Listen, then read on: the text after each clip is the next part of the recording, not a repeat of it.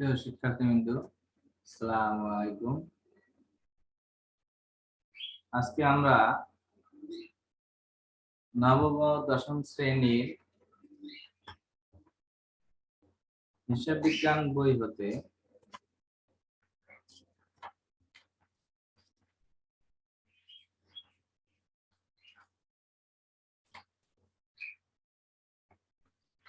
ষষ্ঠম অধ্যায়ে জাবেদা বিষয় নিয়ে আলোচনা করব।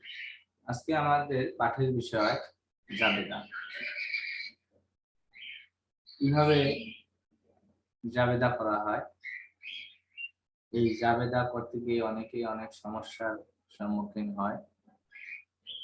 জাবেদাগুলো কিভাবে অতি সহজে আমরা এই অঙ্কগুলো সমাধান করতে পারি, সে বিষয়ে আজকে আমরা আলোচনা করব। আমি প্রাথমিকভাবে একটি জাবেদার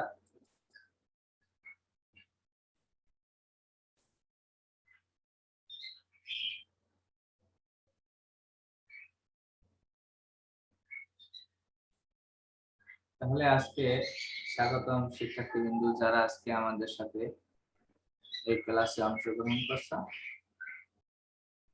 আজকে আমরা যে বিষয় নিয়ে আলোচনা করব সেটা হচ্ছে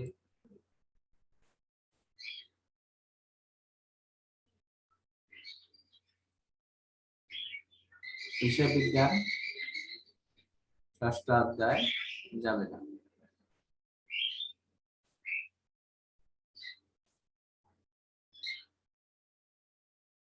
জাবেদা থেকে আমরা একটি অঙ্ক, ছোট একটি অঙ্ক লিখে রেখেছি। এখান থেকে আমরা দেখি যে কি কি লেনদেন গুলো অন্তর্ভুক্ত হয়েছে, সেই লেনদেন গুলোর উপর ভিত্তি করে আমরা একটা জাবেদা বহি প্রস্তুত করব।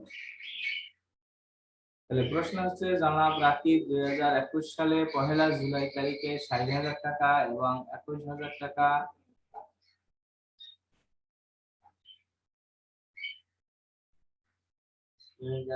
সালে 1 জুলাই 60,000 টাকা নগদ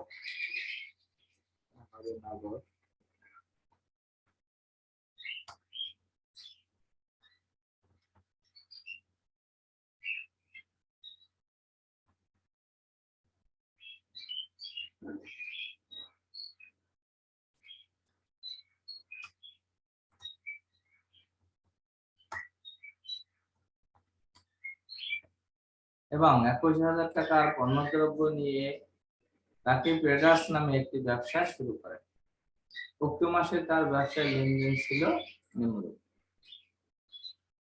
জুলাই 2 ব্যবসায়ের জন্য কম্পিউটার ক্রয় করে 21,000 টাকা।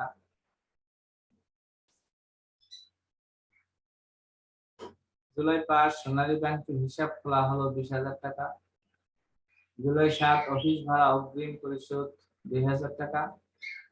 জুলাই 10 নগদে 35,000 টাকার পণ্য বিক্রয়। জুলাই 12 রহমানের নিকট ধারে 10,000 টাকার পণ্য বিক্রয়।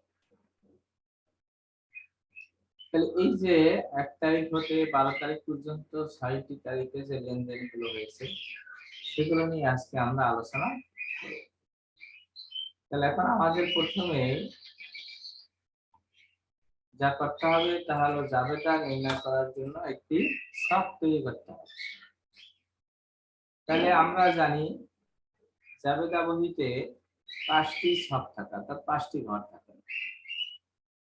তাহলে 5টি ঘরে প্রথমে কি থাকে? তারিখ, তারপরে বিবরণ বা হিসাবের নাম, খতিয়ান পৃষ্ঠা, ডেবিট টাকা, ক্রেডিট টাকা। তাহলে 5টি ছক নির্ণয়ের জন্য আমরা একটা ঘর তৈরি করি।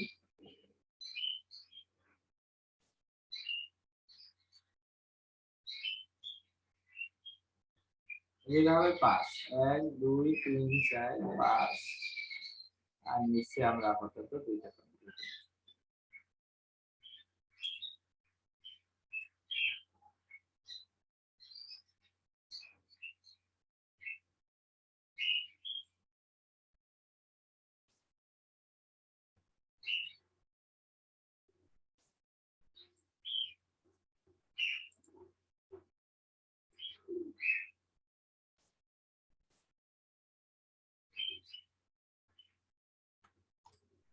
তারিখ,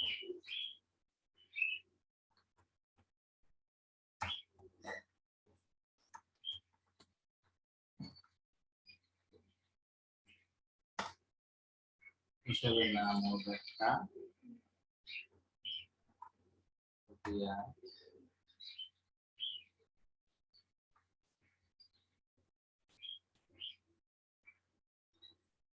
প্রতিষ্ঠাতা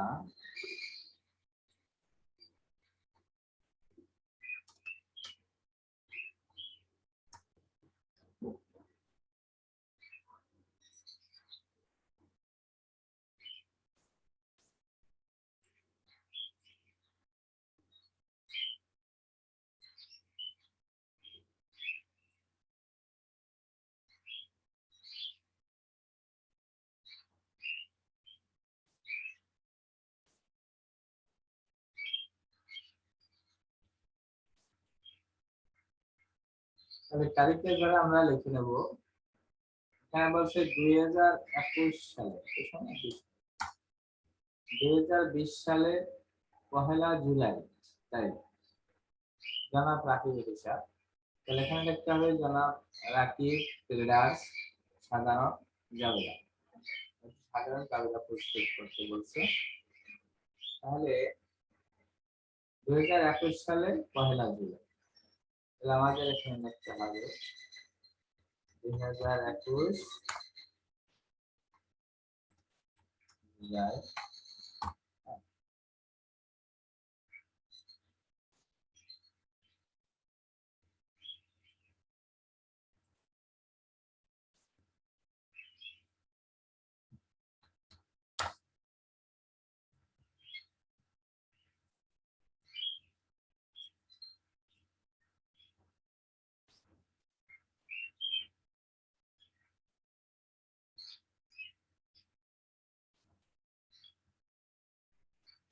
জুলাই 1 তারিখে কি লেনদেন হয়েছিল?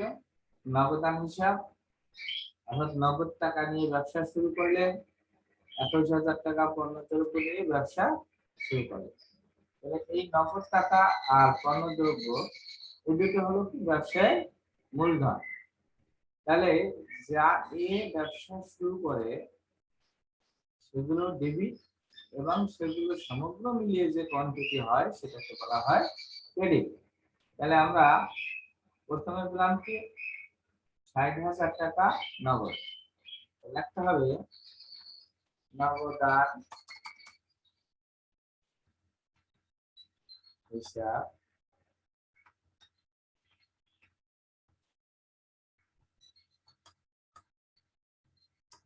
ডেবিট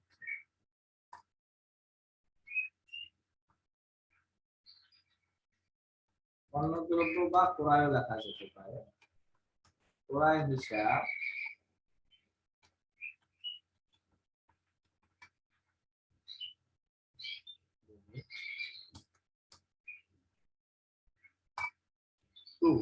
এই দুটো মিলে ব্যবসা শুরু করার সময় যে ক্যাপিটাল নিয়ে শুরু করা হয় এটাকে বলা হয় দুটি সমন্বয় মূলধন। মূলধন হিসাব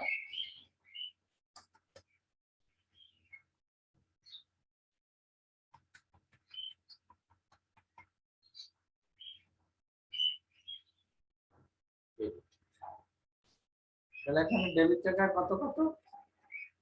ডেবিট টাকা আছে 60,000 টাকা নগদ, 21,000 টাকা পণ্যদ্রব্য।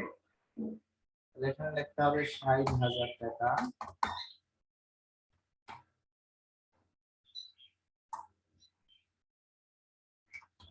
21,000 টাকা। এই দুটো মিলে যে টাকা আসবে সেটাই যাবে ক্রেডিট পয়সা, অর্থাৎ 60 আর 20 81,000 টাকা।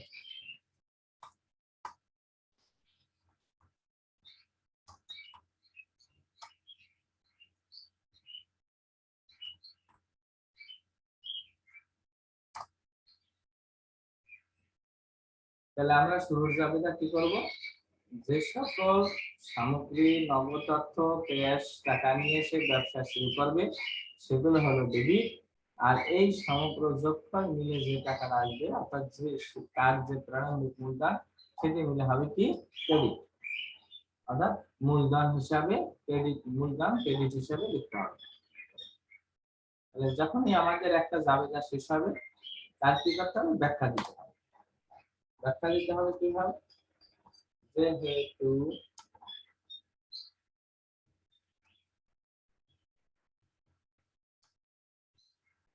নগদ টাকা অন্য দ্রব্য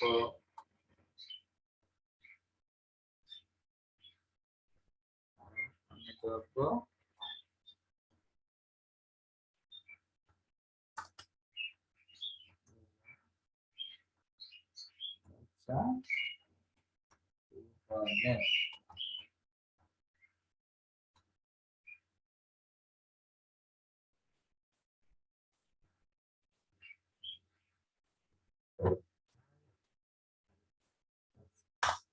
আমাদের প্রথম জাবেদা হয়ে গেল।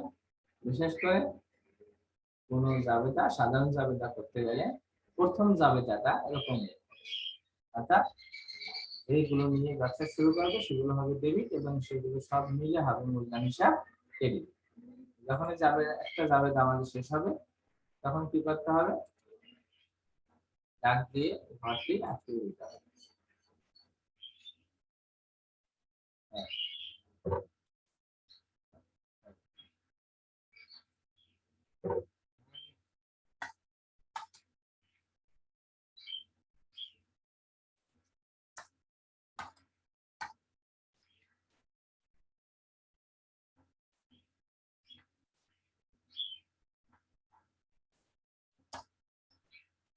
আছে জুলাই 2, জুলাই 2 মাসে ব্যবসায়ের জন্য কম্পিউটার ক্রয় 21,000 টাকা।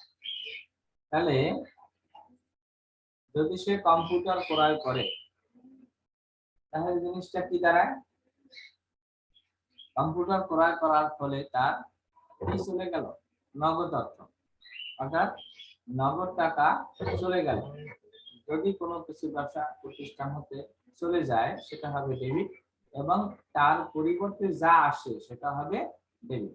তাহলে আমরা পণ্য ক্রয়ের বাবদ যে জিনিসটি আমরা পাইছি অর্থাৎ অফিস সরঞ্জাম, এই অফিস সরঞ্জাম যেহেতু আমরা পাইছি সেটা হবে ডেবিট এবং এই অফিস সরঞ্জাম ক্রয় করতে গিয়ে আমাদের যা খরচ হয়েছে অর্থাৎ নগদ টাকা সেটি হবে ডেবিট। তাহলে আমাদের লিখতে হবে অফিস সরঞ্জাম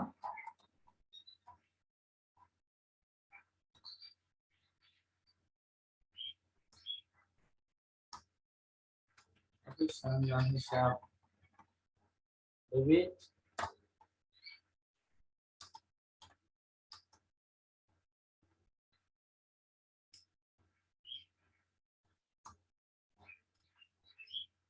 নগদান হিসাব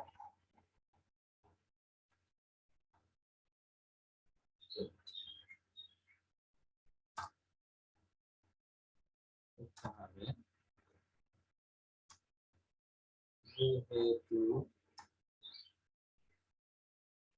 নগদ টাকা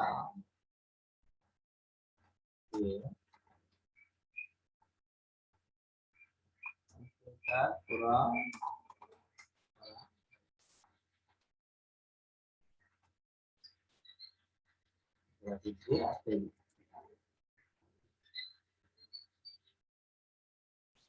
অফিস সরঞ্জাম ক্রয় করা হয়েছে কত টাকা,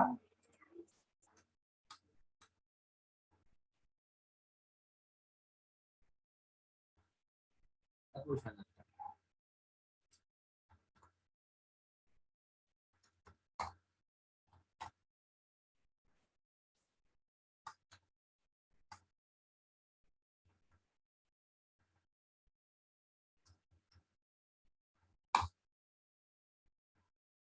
জাবেদা শেষ, আমাদের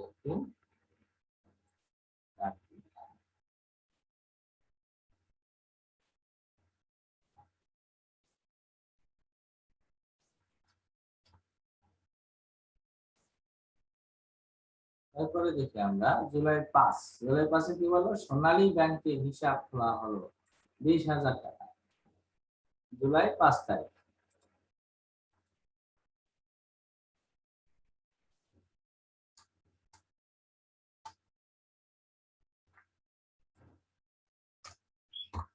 জুলাই 5 কি বলছে, সোনালী ব্যাংকে হিসাব খোলা হলো। তাহলে সোনালী ব্যাংকে হিসাব করলে কি হয়েছে, আমাদের নগদ টাকা চলে গেছে, কোথায় গেছে, সোনালী ব্যাংকে। তাহলে যে সুবিধা ভোগ করছে সে হলো ডেবিট, আর যা চলে গেছে সেটা হলো ক্রেডিট। তাহলে আমাদের সোনালী ব্যাংকে টাকা চলে গেছে, সেহেতু ব্যাংক হিসাব ডেবিট। তাহলে আমাদের লিখতে হবে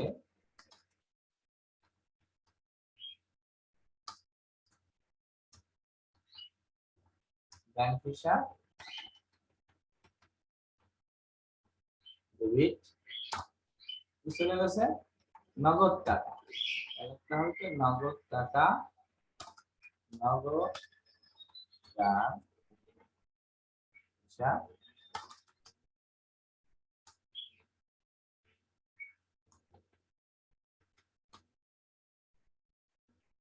ডেবিট। তাহলে আমাদের কারণে কি লিখতে হবে, আমি লিখবো যেহেতু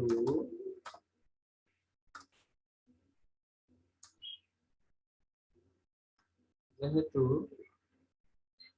নগদ অর্থ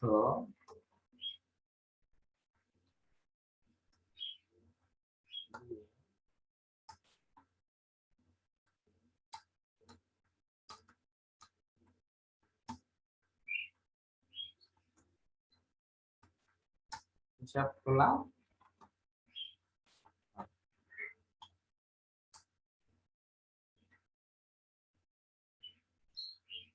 কত টাকা, 20,000। ডেবিট পাশে 20,000,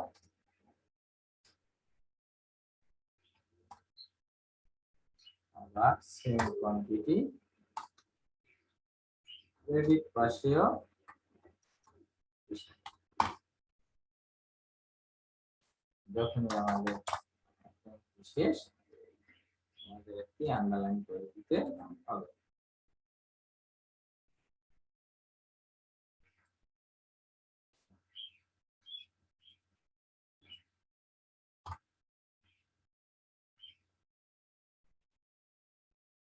জুলাই 5 গেল,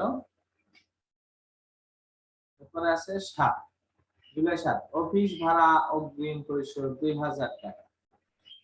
জুলাই 7 তারিখে যে লেনদেনটি হয়েছে,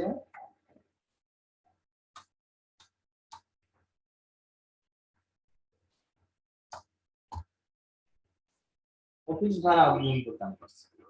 তাহলে একই বিষয়, যে অফিস ভাড়া যদি দিতে হয়, তাহলে অফিস ভাড়া অর্থাৎ সুবিধা কে ভোগ করছে, ভাড়া হিসাব। অর্থাৎ যে প্রতিষ্ঠানকে বা যে বাড়ির মালিককে বা দোকানঘরকে অফিস ভাড়া অ্যাডভান্স অর্থাৎ অগ্রিম দেওয়া হয়েছে, সেই সুবিধা ভোগ করছে। আর সেক্ষেত্রে আমাদের নগদ টাকা কমে গেছে। তাহলে কি বাবদ দেওয়া হয়েছে, অগ্রিম অফিস ভাড়া। তাহলে একটা হবে কি, অগ্রিম অফিস ভাড়া হিসাব দিবি, আমাদের কি চলে গেল, নগদ টাকা, তাই নগদ হিসাব দিবি। তাহলে একটা হবে অগ্রিম অফিস ভাড়া হিসাব ডেবিট,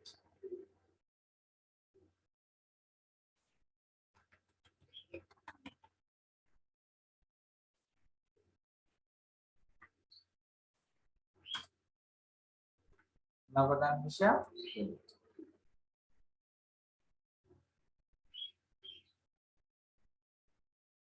যেহেতু আমরা কি লিখবো,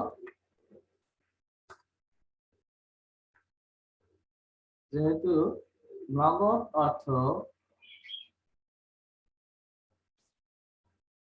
যেহেতু নগদ অর্থ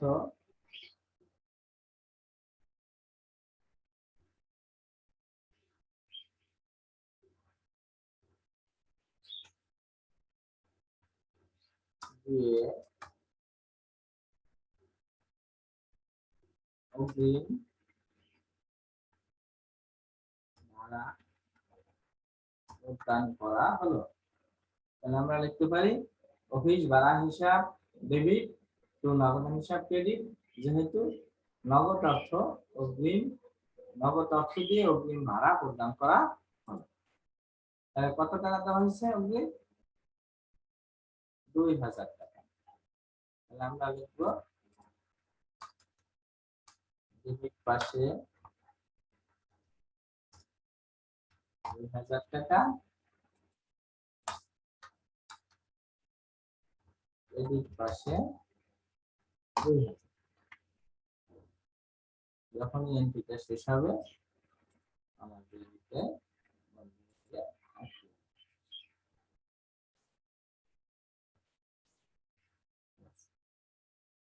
এবারে হচ্ছে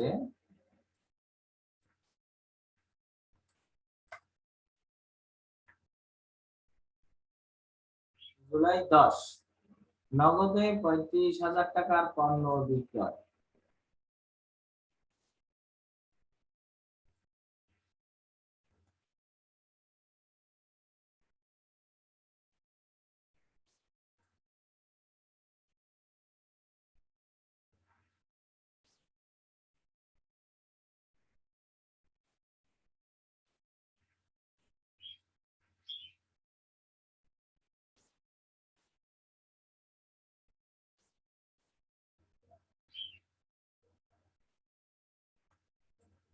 নগদে 35,000 টাকার পণ্য বিক্রয় করা হয়েছে, তাহলে কি হলো, আমরা কি করলাম, আমাদের ক্রয়কৃত পণ্য চলে গেছে এবং আমরা তার বিনিময়ে কি পাইছি, নগদ অর্থ। তাহলে আমরা যেটা পাইছি সেটা হবে ডেবিট, আমাদের থেকে যা চলে গেছে সেটা হবে ক্রেডিট। তাহলে আমরা লিখতে পারি কি, নগদান হিসাব ডেবিট,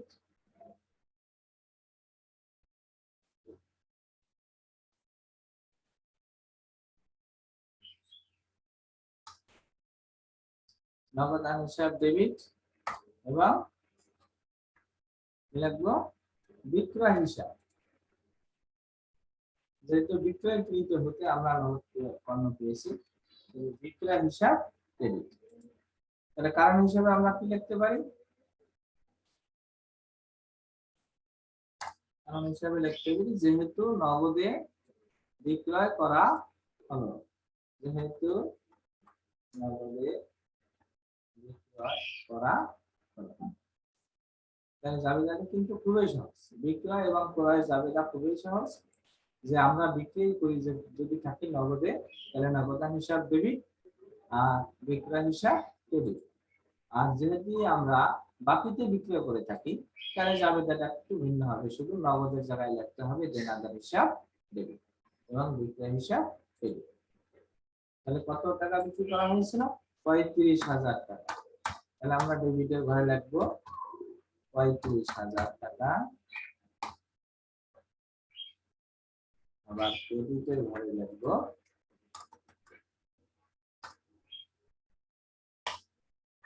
35,000। যখন এটি শেষ আমাদের একটি আন্ডারলাইন করে দিতে হবে।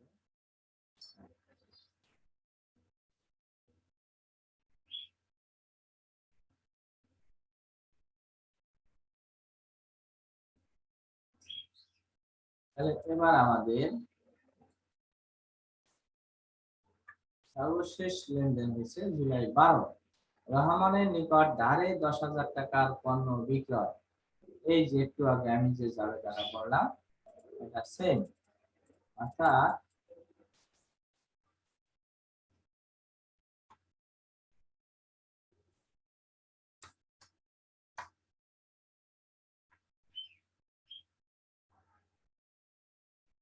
জুলাই 12 তারিখে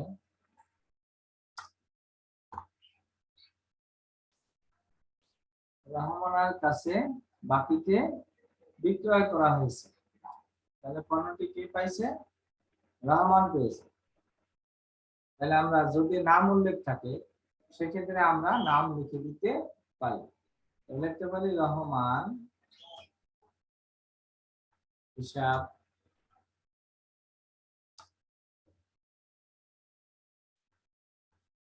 ডেবিট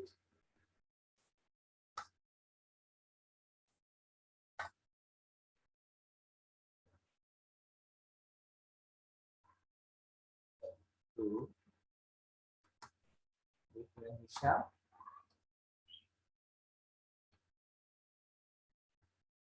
ডেবিট।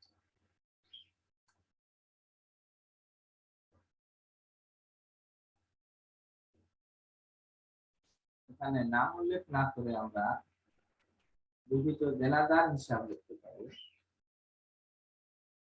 বিহিত দেনাদার হিসাব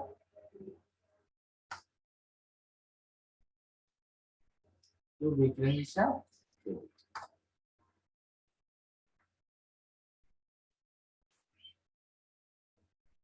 কারণ হিসাবে আমরা লিখে দেব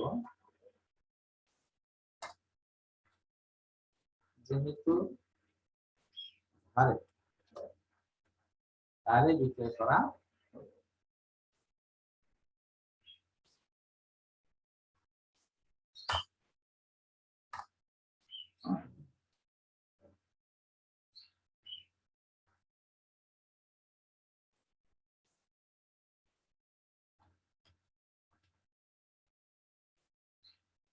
কত টাকা বিক্রি করা হলো? 10,000 টাকা। তাহলে আমরা টাকা ঘর লিখবো 10,000।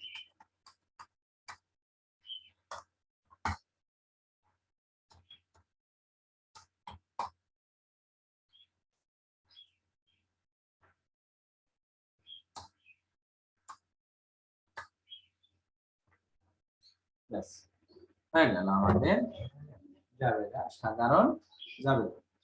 অর্থাৎ আমরা যে 6টি লেনদেন হয়েছে 6টা লেনদেনের সম্পর্কে আলোচনা করলাম। অর্থাৎ আমরা বুঝলাম যে যে সুবিধা ভোগ করবে সে হবে ডেবিট, বা আর যে সুবিধার বিনিময়ে সেই সুবিধা প্রদান করা হলো বা পাওয়া গেল সেটা হলো ক্রেডিট। তাহলে আমরা আজকে জাবেদা সম্পর্কে প্রাথমিক ধারণা অর্জন করলাম। এরপর নেক্সট ক্লাসে আমরা আরো জাবেদার যে বিশেষ কঠিন লেনদেন গুলো থাকে সেগুলোর বিষয়ে আমরা আরো ভালো করে বিস্তর আলোচনা করব। তাহলে শিক্ষার্থীবৃন্দ, আজকের এই ক্লাসে অংশগ্রহণ করার জন্য সবাইকে ধন্যবাদ। আবার দেখা হবে। ধন্যবাদ সবাইকে।